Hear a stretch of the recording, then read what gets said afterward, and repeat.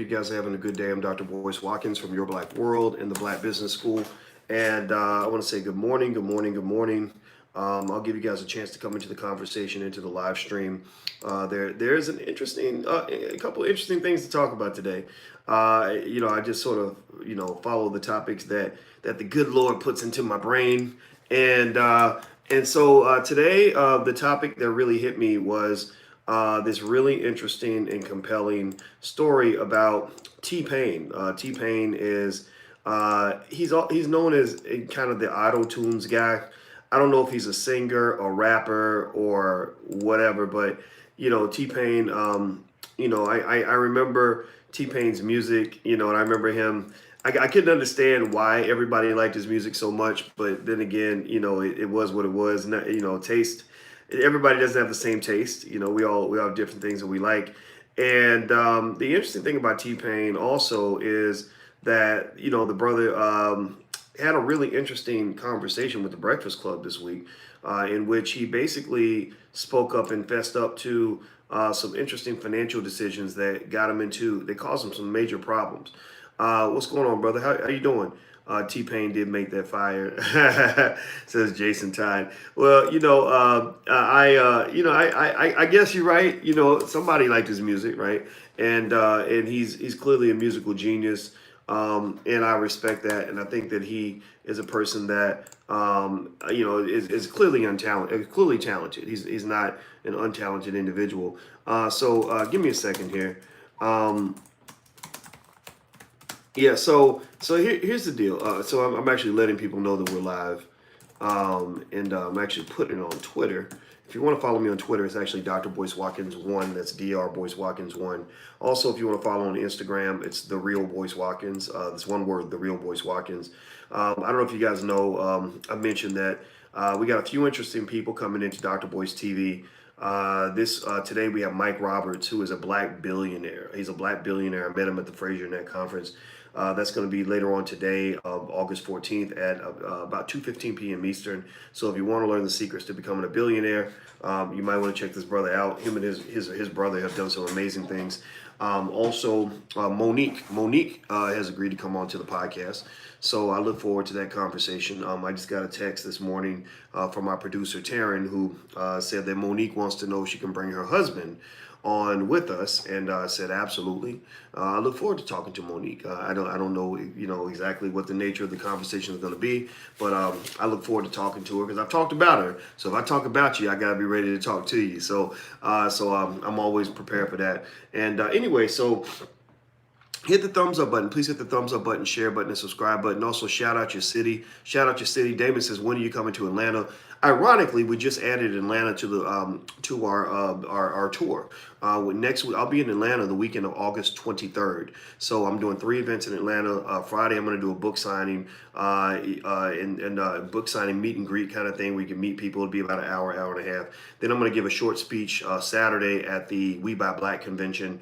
I think they have a price to come into their convention. I don't know what that is. It's going to be about 45 minutes to an hour. Now, if you want to hang out with me all day in a small group setting with a lot of other black wealth builders, Sunday I'm going to do a day-long investing seminar.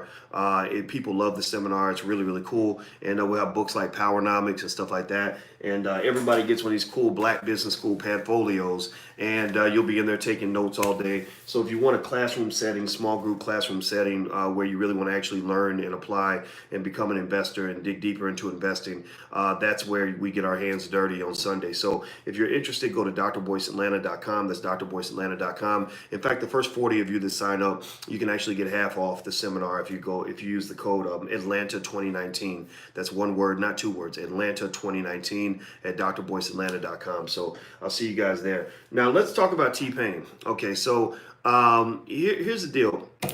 So T-Pain goes on the Breakfast Club and he speaks about his financial stuff. It's always interesting. I'm gonna tell you this. One thing that's interesting about black people, because we're just extraordinary people, right?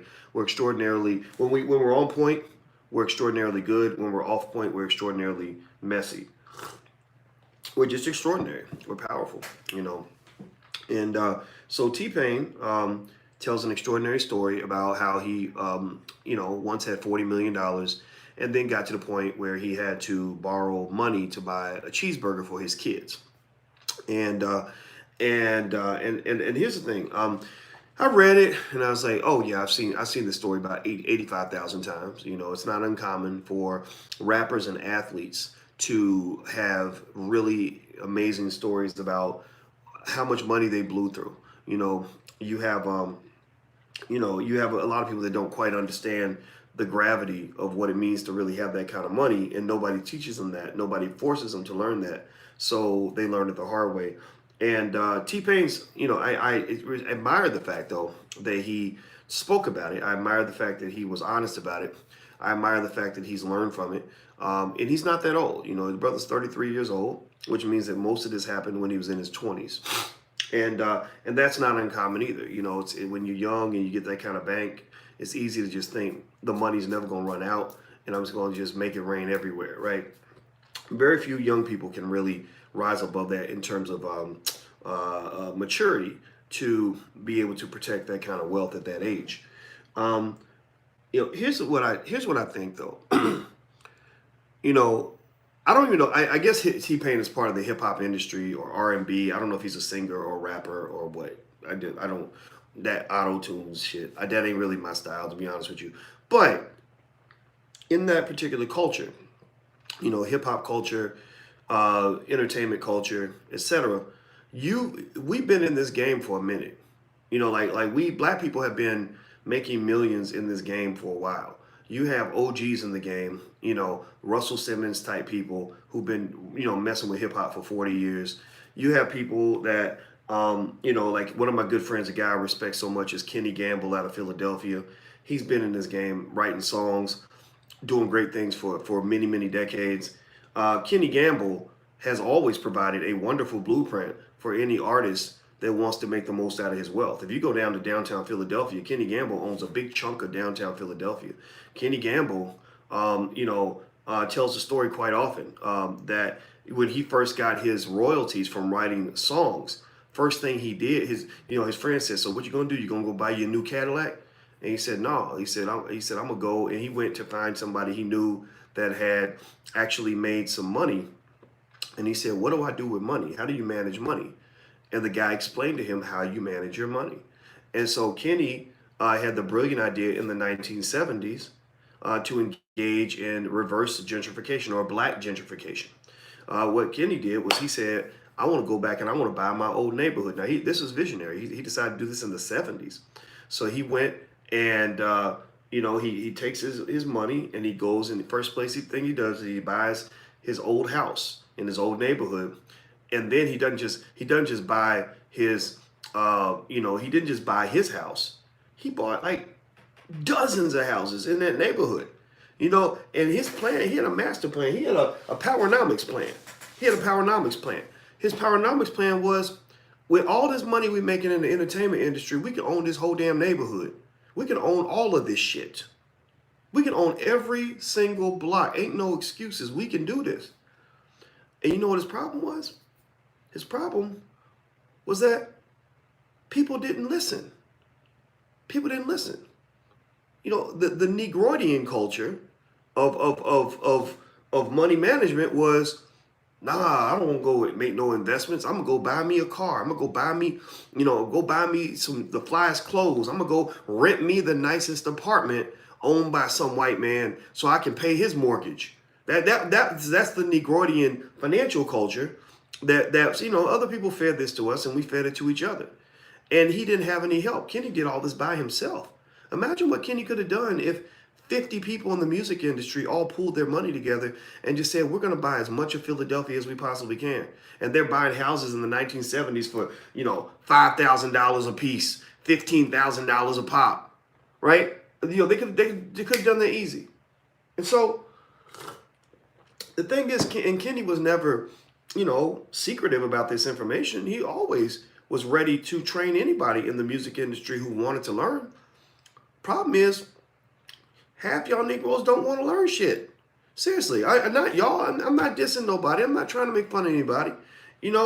because this is all white. This is white supremacy, right? You know, because first thing we do is we let white people educate our kids, and that's where we go wrong. Because they educate your children to be stupid. They educate your children to believe that as long as I can dribble a basketball, throw a football, or rap a song, or make, you know, whatever, that I'm gonna be okay. And you ain't okay.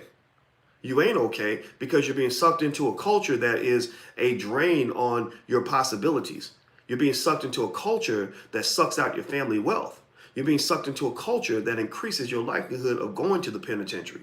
You're being sucked into a culture that increases your likelihood of ending up in a casket. You're getting sucked into a culture that increases your likelihood of getting hooked on drugs or getting into stupid situations. You're getting sucked into a culture that makes you believe that if you ain't keeping it stupid, that you ain't keeping it real. That if you ain't out here acting a motherfucking fool, excuse my friends, I'm gonna stop cussing. It's too early for me to be cussing. I apologize. If you're being sucked into a culture that makes you believe that if you ain't out here acting dumb with your money and dumb with your life, that you ain't a real black man. That you ain't, oh, you acting white, man. You acting white. Why you over here talking about investing? Don't nobody talk about investing. Come on, man. Come on, man. Come on, nigga. Let's go get this Gucci, man. Let's go. Gucci, Gucci, Gucci, Gucci, Gucci everywhere. Like that, like rapping about white people's European-owned products, like giving them free advertising. Did y'all know that the founder of Louis Vuitton just announced that he is now the third richest man on earth? The third, excuse me, scratch that. I believe third richest man in the history of the world. And a big chunk of his wealth came from free advertising from rappers who love to rap about Louis and Gucci. Y'all, they ain't rapping about no black products. Don't want to build your own community up. Fuck black people. Who wants to be black? Nobody cares about black people. But we're gonna rap about Louis Vuitton and make the owner of Louis Vuitton rich, even though he doesn't show up when a young black man gets shot dead in the street by the police or by another brother. You know, he don't show up when black families are being divided and broken into pieces over mass incarceration, when Bill Clinton decided to send hundreds of thousands of black men to prison during his mass incarceration Holocaust. Like, he don't show up when your family is getting evicted from their apartment and can't pay the bills. You know, he don't show up when the black community needs him, but y'all showed up for him every day because y'all loyal to Massa. Y'all loyal to Massa. Y'all won't make yourselves rich, but you make Massa rich and be very consistent for him. So I think that, again, you got to go back to the culture, man. You know, money and wealth and investing is a culture. Asian communities that build strong communities, when they get that, if they saw somebody get the money, 40 million, T-Pain said he had $40 million. In an Asian community or Jewish community, you get a hold of 40 million and you go out here spending like an idiot, people will show up and they'll kick your ass. They'll be like, what the hell's wrong with you? Do you know what you're doing to your own people? Do you know what you're throwing away when you're doing this? Do you know babies are starving now? You know, people going through hell now, can't even pay the bills now because you out here trying to go and be the flyest dude in the club or whatever it is you're trying to do. You know, we have to, you know, it's time to stop having these stories being told. You know, BET, which is a white-owned network that pretends to represent black people, BET has this series called Blew a Bag, where they make jokes about black people who have had millions of dollars and blew all their money. They be there and laugh about it. Yeah, I get that. There was some dude on there. I wanted to kick him in his face. This dude, I felt bad. I wanted to kick him in his face, but hug him and educate him at the same time. I didn't know how I felt. So I try to be patient. But there's some guy on there, you know, he had like 5 kids, 5 babies, mamas, you know, can't pay the child support, came into like a couple million. And he's like, yeah, you know, we just went a fool, man. We rented out the whole top floor of the hotel in Vegas, and we had strippers and Cristal and all this and blah, blah, blah, blah, blah. And he's just doing this with the money. Blew it all. 2 million, blew it all. You got kids, you idiot. You blew it all. You got kids, bro. What's wrong with you? Are you kidding me right now? You know, are you kidding me right now? And that's funny to you?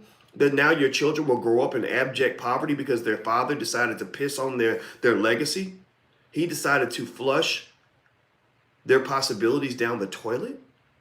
That's funny to you? That's like a comedy series for you? Like that's like BET that celebrates this? Like they think that that's cool? Like what's cool about black economic genocide?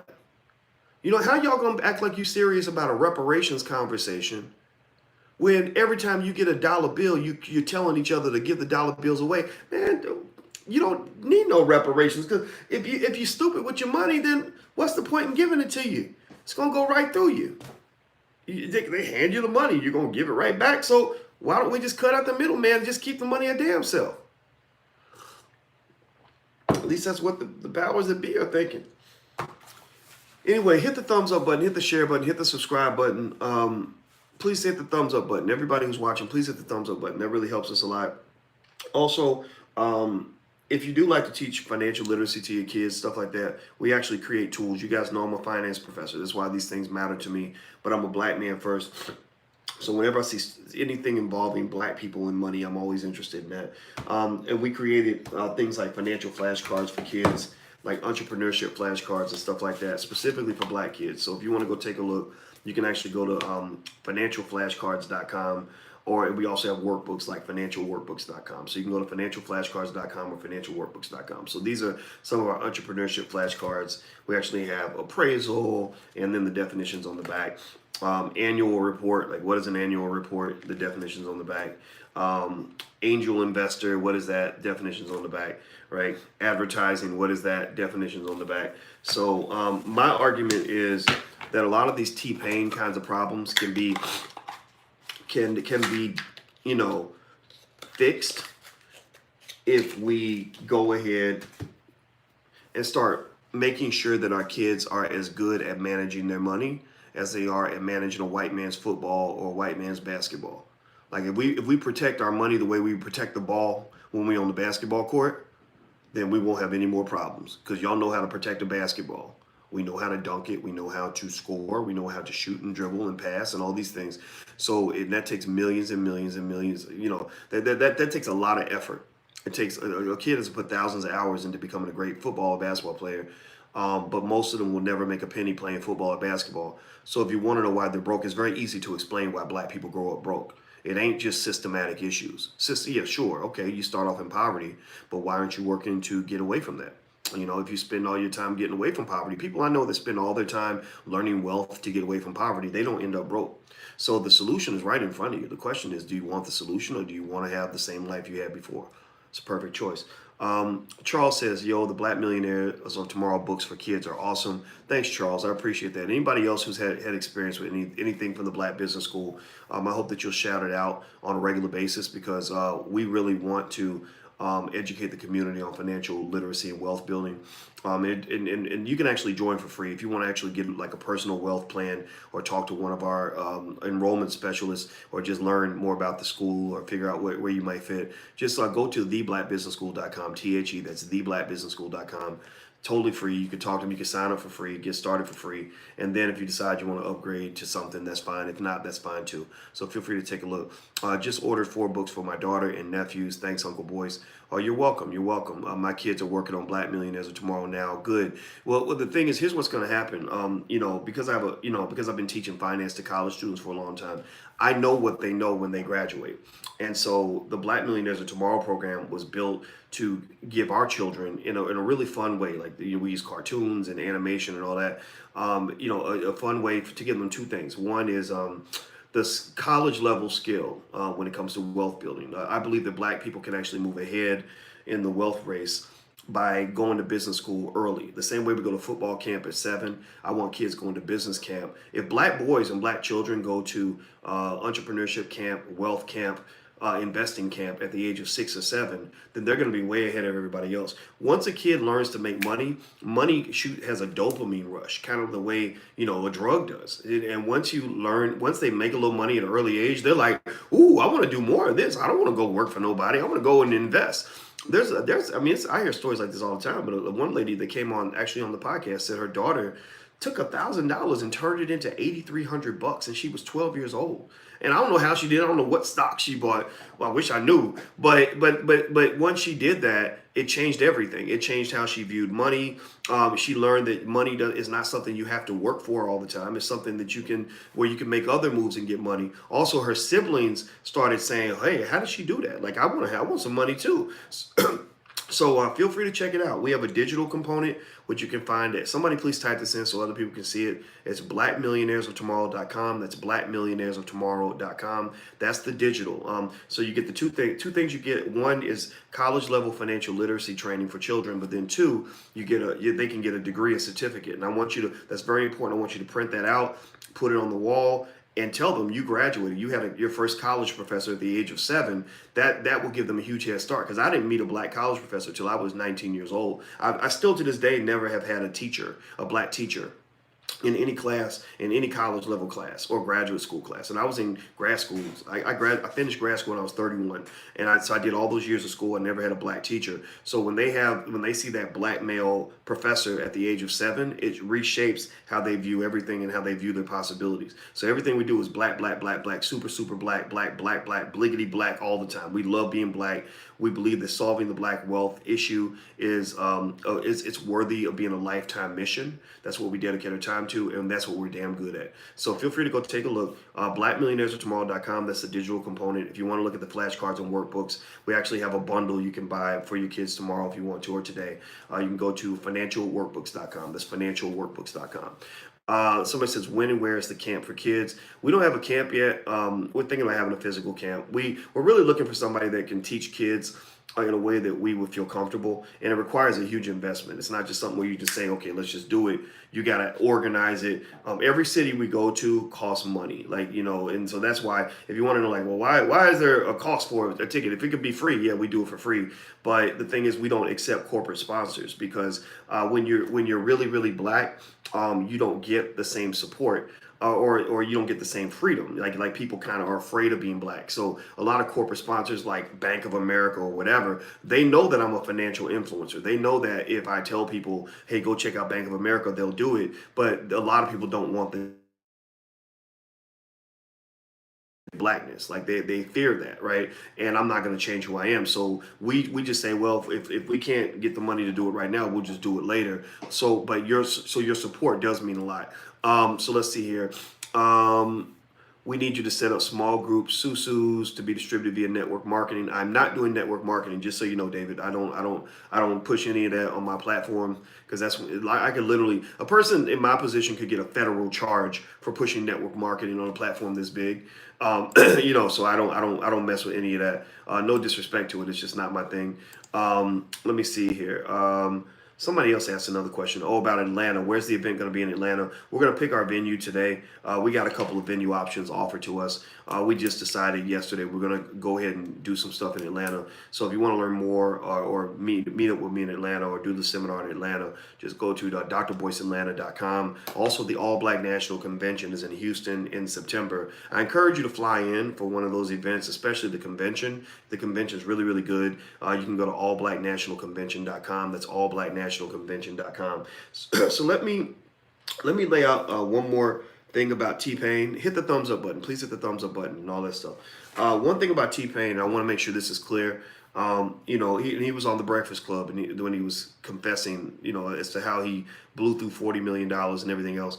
And I respect him for that. I want to make that clear. I respect the fact that he was even talking about it. Some people won't talk about it, and he was it seemed like he was trying to communicate a message and a lesson to younger guys, and I hope that they listen. One thing I've observed was he mentioned that his proudest moment was when he was able to provide for his family. He said, when I was able to provide for my kids, that was my proudest moment.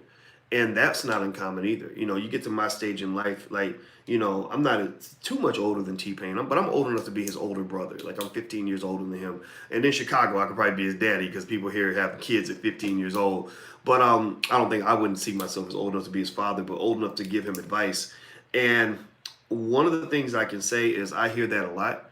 One of the reasons that I really encourage you to understand how understanding wealth, as a young boy is so important is because A man's self-esteem is heavily connected to his ability to provide and to protect.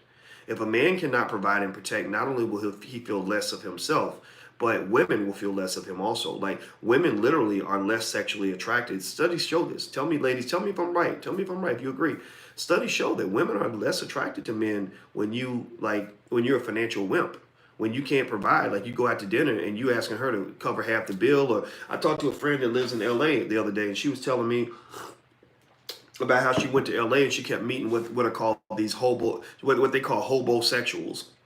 These dudes that she said, Boyce, they fine as hell, they good looking as hell, but they ain't got nothing going on financially. Like they'll come in and want to sleep on your floor. And she said, I went out with this guy, he was really good looking and intelligent and talented, and we went out to eat and he was like, oh, I forgot my wallet. And I was thinking about it, I said, wow, and she literally at that point, it was like flatline. Like there was no interest she had whatsoever in any further activity with this man, because genetically through 300,000 years of evolution, her body was wired to not be sexually attracted to this man, because her instincts were saying, don't mate with this person because this person is not a good mate. And I was thinking about him, and I said he probably felt like shit. He probably felt really bad about the fact that he had to lie and pretend like he left his wallet to avoid the embarrassment of the fact that he cannot afford to buy you a cheeseburger, right? And basically, when T-Pain said my proudest moment was providing for my kids, that's not uncommon. That was my proudest moment too. My proudest moment was when my daughter called me complaining about the white people on her job and how she hated it. And I love the fact that as a father, as a king, I could step in and say, you know what, just quit your job tomorrow. Tell those people you're not coming in and you're going to come work with me. Like that made me feel like I was able to protect, and every man wants that. And black men are not afforded that very easily in America, because the white man never wanted the black man to be a competitor or to be strong. They wanted the black man to be a little boy. They want you to be a little boy, or they want you to be a bitch. A little boy or a bitch. That's why if you look in Hollywood, the men who get the best opportunities in Hollywood tend to be men who are either excessively juvenile, like you 40 years old acting like a damn teenager. Like I saw 2 Chainz wearing a clown. Literally, he was in a commercial and he had an outfit on that looked like a clown's outfit. It was rapper 2 Chainz. Yeah, he was in a beauty salon. Beauty, right? I was sitting next to a lady and they was getting a pedicure, or so. It was something like that. And he was wearing like a clown outfit. So if you're like a joke, or if you're like feminized or whatever, then that makes you less threatening. That's when they say, "Come on in, Negro. We like that. We like your juvenile. You're so funny, right?" The easiest way for black men to get ahead in Hollywood is to be funny. The easiest way to get booted out is to be serious, right? Because when you're a serious black man, they're afraid of you. When you're a funny black man, they love you. Oh, you're so great. You're so good. I saw your show. And then the other thing about juvenile. One example is the Migos. The Migos went into, they did that Mountain Dew commercial. And I've talked about that Mountain Dew commercial because people don't understand how deep that was. These guys literally rode in that Mountain Dew commercial on tricycles. They were on or big wheels. It was something like that, something that a child rides. These Negro, I said, and I froze. I said, wait a minute, are these grown ass men, fathers, riding big wheels? Like, isn't a big wheel for a 4-year-old? Like, I when I was 7, I was too old for a big wheel, right? I don't know about y'all. I don't know what year y'all stopped riding big wheels, but there's something about the black man being a joke, or being a bitch, or being unthreatening, or being ignorant. All these things, and that's why ignorance is mass promoted through music. Half your rappers can't even read. R. Kelly, right now to this day cannot read. 50 years old, can't read. Now maybe R. Kelly has a brain condition. That I've heard that people try to teach him how to read. He never learned it. But I bet you that there was money or extra sex attached to learning how to read. Like if he had to learn how to read to figure out where the vagina was, I bet R. Kelly would have figured out how to learn how to read. I call me crazy, but I really believe that that he could. I believe he could fly if you given him the right incentive. There was no incentive for him to really learn how to read. There was incentive for him to make great music, and incentive for him to get money and power, so he could get all the women or whatever, right? But I think the fact that you have black men that that aren't where they need to be intellectually, and we think that's okay. Like we think that that's a good, like we think that's cool, we think that's funny, we think that's awesome. You got to understand how that plays out in your outcomes. You got to understand how this directly connects to the fact that black people are at the bottom of the totem pole in almost every category. How we are literally behind the eight ball in everything. Like we literally getting our ass kicked, and we complain about oppression. But the question is, who's really doing all the oppressing? You see, white supremacy is not a one person, a one team activity. It's not like one side has decided that white supremacy is going to work in America. It's not that white people are the only ones who decided this. Black people have decided this too. White people could decide to stop oppressing you tomorrow completely in every category. And there are some black people who would oppress themselves, who say, well, I'm kind of used to being in the back. I'm kind of used to not reading and not being educated. White people don't oppress you and tell you you can't read books. They might oppress us in other ways. We know that this is true. But they don't, if I pick up a book and start reading, there's not a white man, there's not a white state police that are going to come through my door, kick my door down and say, we heard that niggas was reading in this house. We're gonna send everybody to jail. They don't do that anymore. They did that during slavery. So the question is, who's making you the slave? Why aren't you learning anything? So I think that with T-Pain, I feel bad for him because I feel like the man he became, somebody told him it was okay to be that man. The choices he made, somebody told him it was okay, either by saying it was okay or not saying anything about that. Those were okay choices, that those were normal decisions, right? Nobody stopped him to say, what are you doing, man? Like, this is ridiculous. Like, bro, this is crazy. You have $40 million. $40 million means you're basically a walking corporation. Like, do you know what I would, if I had a $40 million check right now? Let me just make this clear. If I had a $40 million check, and I know what it feels like to make over $1 million. I know little things like that, right? I've had that feeling. I'm not gonna go into the details because I don't like talking about, I don't like counting money out in public like that. But I had that feeling of what it means to have a lot of money. But I'll tell you, if I had a check for $40 million, my grandchildren and great grandchildren would have no financial problems whatsoever. Ain't nobody in my family gonna have to work for nobody because you can take 40 million and turn that into a $250 million in about a decade if you're smart with it. You can. Do you know how many black businesses you could create with 40 million? Do you know how much property you could buy for 40 million? Do you know how much stock you could buy for $40 million? Do you know how many children you could educate with 40 million? So remember, when you hear about a black man that has that kind of money, 40 million, 50 million, 100 million, like Adrian Peterson, the football player, had 99 million, Antoine Walker had 110 million. When you're hearing about these black millionaires who are giving all their money away to white people, like literally flush their money down the toilet, count that against the reparations checks that everybody's trying to get. Count that against the fact that, we think that our economic success opportunity is going to come down to what somebody else gives us. How can you make that argument when you're giving everything away and you think that's okay? It's not a state of emergency. Also understand that when they do that, when they give that money away, you're not just giving away the money, you're giving away all the money that would have been generated if you had managed that money properly. $100 million can easily turn into $1 billion in a person's lifetime. Like LeBron James is going to be a billionaire. I can tell you that right now. He's making all the right moves right now so he's flipping. He's just flipping what he had. Michael Jordan is already a billionaire. Why? Well, because he kept flipping. Michael Jordan couldn't become a billionaire off his paychecks. Michael Jordan's going to be a billionaire off of his investments because he knew how to flip his money. He's flip, flip, flip, flip, flip. That's all every year he's just flipping, and that's why you're seeing his wealth grow at astronomical levels. So so when somebody loses $100 million, they're not losing $100 million. They're losing $1 billion of black wealth that's being donated to white supremacy. It's almost like if a child dies, if a little girl dies, it's not just the end of the little girl's life.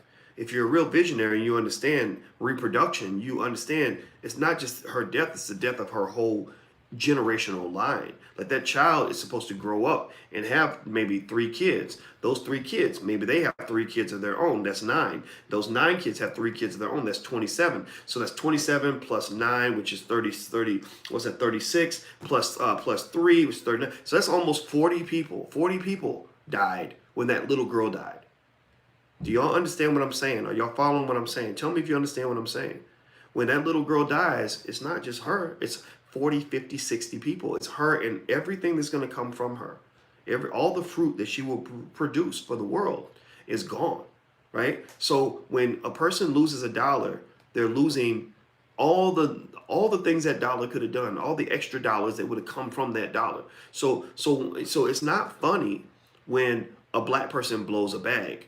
That is not a comedy series. BET needs to stop making jokes about that. You know, it's like making jokes about the Jewish Holocaust, you know, or whatever. You know, except it's not as bad as actually killing people. But actually, you know, poverty does kill black people.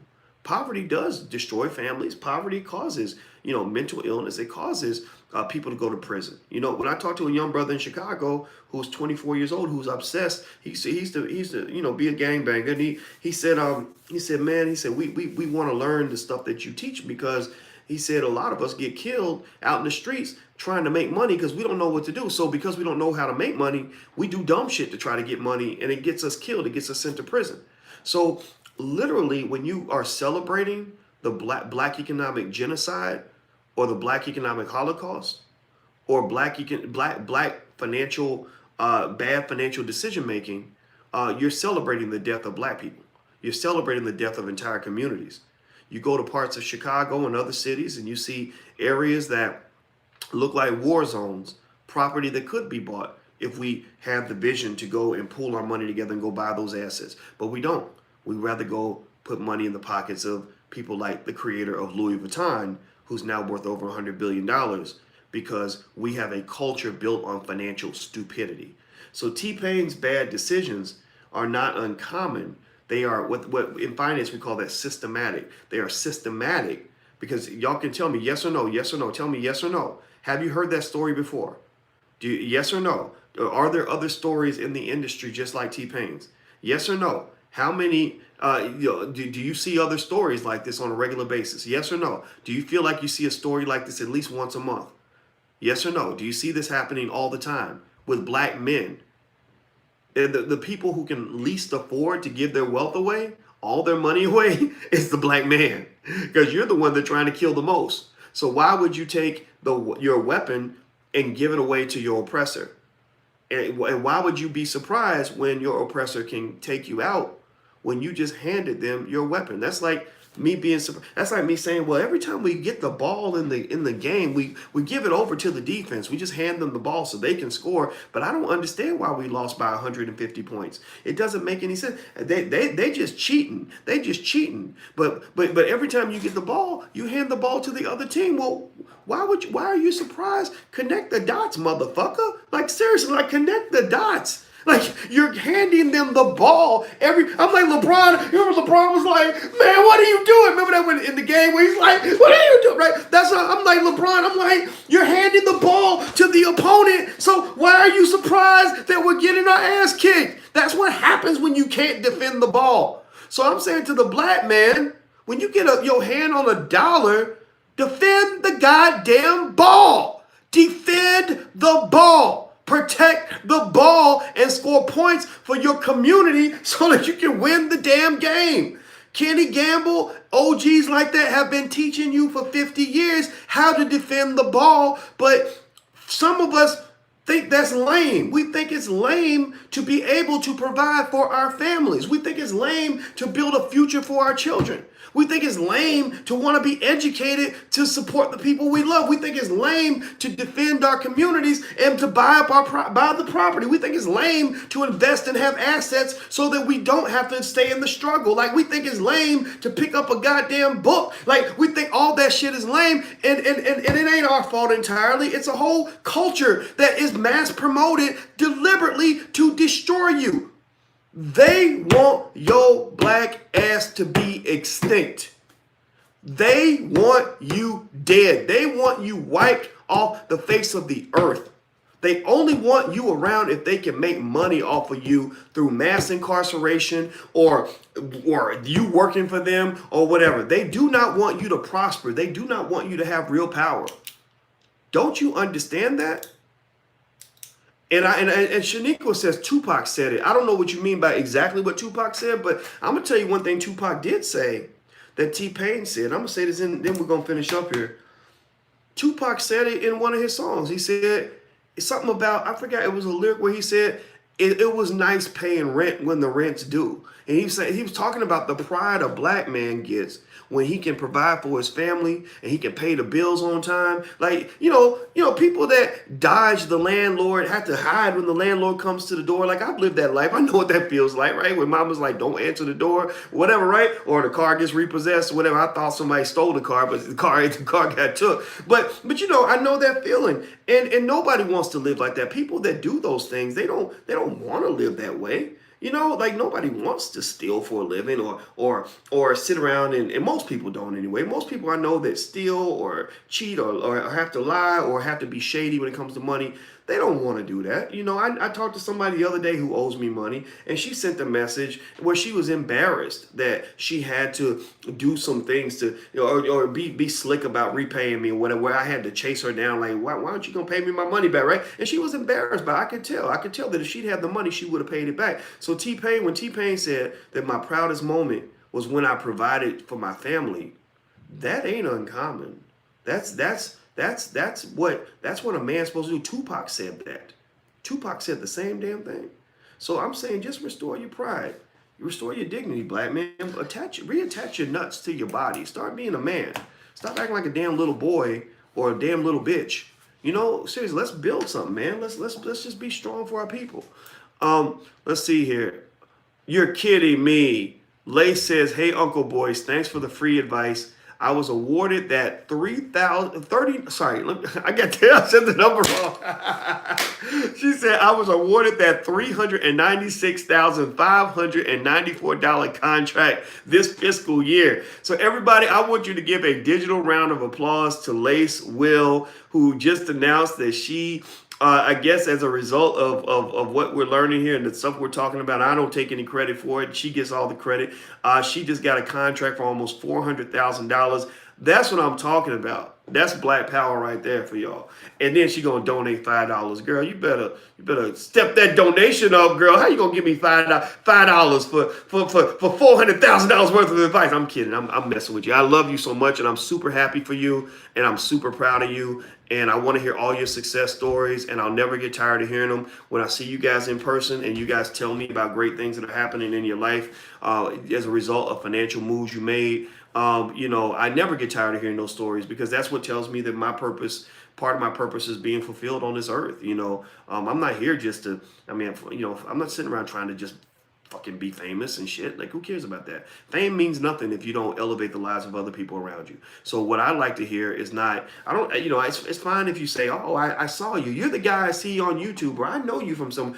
That's nice, but that doesn't do it. What does it for me is when somebody says, oh, I got all my kids investing now because of you, or me and my wife just bought a property because you inspired us to buy a property, or we just started a business and we just made our first $200,000 because you actually motivated me to quit my job. That's when I started saying, yes, yes. Like I'm talking to little Boyce on the inside of my head. I'm like, we're doing it, man. Keep going, Boyce. Come on, keep going. Because you got to do that, because you get the haters and stuff, right? So you need the motivation. So it's like a reminder, like, yes, we are doing this. We are winning this game. We are protecting the ball, and we are scoring points. And it's a team sport. Powernomics is a team sport. So keep playing the sport. Keep playing to the best of your ability. And I cannot tell you how much your children and grandchildren and great-grandchildren are going to benefit from the vision that you have in this generation. Never underestimate the power of your vision, because if you'd had somebody in 1919 in your family doing the same things you're doing right now, and they put that in your family culture, it would have an enormous impact on 2019. So I want you to think about 2119, and that's where you're gonna be great. That's where your legend lives. You don't live in the present. You don't live in the future. You live in the past. You are nothing more than a memory of your future ancestors. That's what you are. That's what we are. We are a living memory of future ancestors. And so our job is to do whatever we can to set them up, to pass them the ball and put them in a good position, give them the knowledge, give them the guidance, give them the culture. You know, you have all that power, and that's what they're gonna take that as gospel, and that's what's gonna elevate them to greatness. So just keep going, keep moving. Congratulations again, sister. I'm super proud of you, super happy for you. And Shaniqua says I got my LLC license. I love it. One day I should just get on here and we just tell our stories, right? Just like in church, something called like testimonials or something like that. We do our little testimony or whatever. All right. So anyway, I'm about to get out of here. Please hit the thumbs up button, share button, subscribe button. Also, I'll be in Atlanta the weekend of August 23rd. 3 events. I'll do a book signing meet and greet on Friday. Saturday, I'll speak at the We Buy Black convention. Sunday, I'm going to do a day-long 7-hour investment seminar. It's really, really awesome. You'll love it. When you come in, you get like one of these portfolios from the Black Business School, and also there's a book bundle that you can obtain if you want. And I'll sign all your books, but then also we're going to learn investing all day long, and it'll be a small group so that you'll get to talk to me directly and stuff like that. And then also the All Black National Convention is in Houston in August. So if you want to come to the convention, which you should, I highly recommend it. You're going to love it. You can go to allblacknationalconvention.com. That's allblacknationalconvention.com. Also, if you want to take a look at our financial workbooks for children and things like that, you can go to financialworkbooks.com. That's financialworkbooks.com. Some of you asked about programs for adults. I have a stock market class and a master class online. Feel free to go to theblackbusinessschool.com, THE, that's theblackbusinessschool.com. And this won't cost you a penny. You can talk to one of our enrollment specialists that are waiting on the line for you right now, and they can talk you through what you might want to sign up for based on what your goals are. So if you want to be an investor, we have something for that. If you want to own real estate, we have an extraordinary real estate program. If you want to learn to start a business, we have an awesome entrepreneurship program. So feel free to go take a look. Theblackbusinessschool.com. All right, guys, so I'm out of here. Have a good day. I love you. This was real. And once again, T-Pain, no disrespect. Thank you for telling your story, and thank you for letting me be honest in my response. And I think I'm going to New York in October to do a seminar there. So maybe Charlamagne will have me on the Breakfast Club at that point or something. I don't know. I've been on there enough times. I don't need to go back anymore. But he did mention wanting me to come back again. So maybe October is when we'll go in there. Maybe we can break down some of this stuff. I think it's always fun to talk about what we've seen and what we're seeing as a community, so we can sort of learn from that and grow from that, right? Not just sort of see it as entertainment. All right, so I'm out of here, guys. Have a good day. I love you, and I'll see you soon. Take care. Peace.